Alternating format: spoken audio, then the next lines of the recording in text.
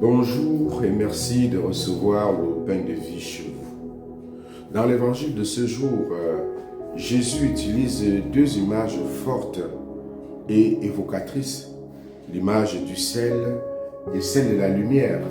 Jésus s'adresse directement à ses disciples et à travers eux, à chacun de nous, il nous parle de notre mission essentielle et de notre identité profonde.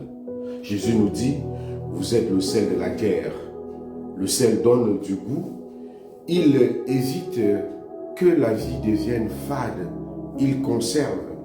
Il empêche que les valeurs essentielles de la vie fraternelle se dégradent.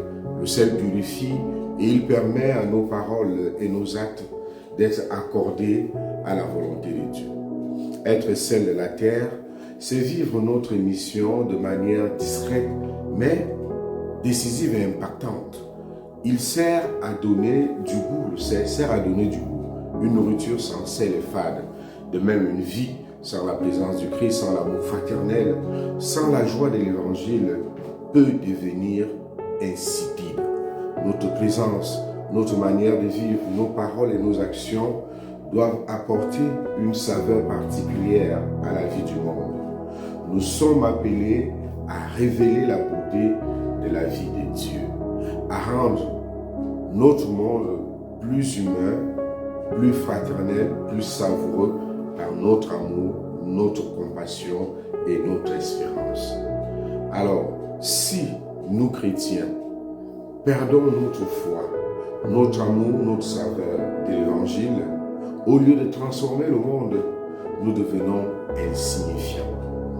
Notre foi doit être vivante, agissante, pour continuer à impacter nos familles et nos milieux de vie.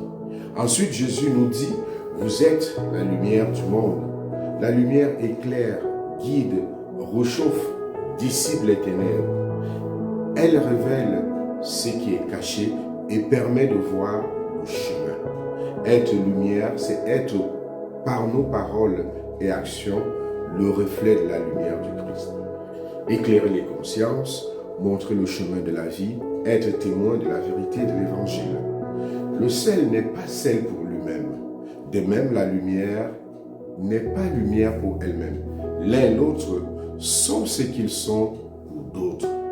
De même, nous ne devons pas garder notre foi pour nous-mêmes, enfermée dans nos églises ou dans nos cœurs.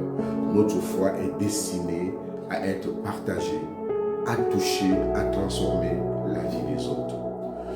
Que notre foi soit vivante, que nous soyons véritablement ce sel, cette saveur nouvelle qui renouvelle notre vie et que nous soyons la lumière qui éclaire, les petites lumières qui éclairent le chemin qui mène au salut.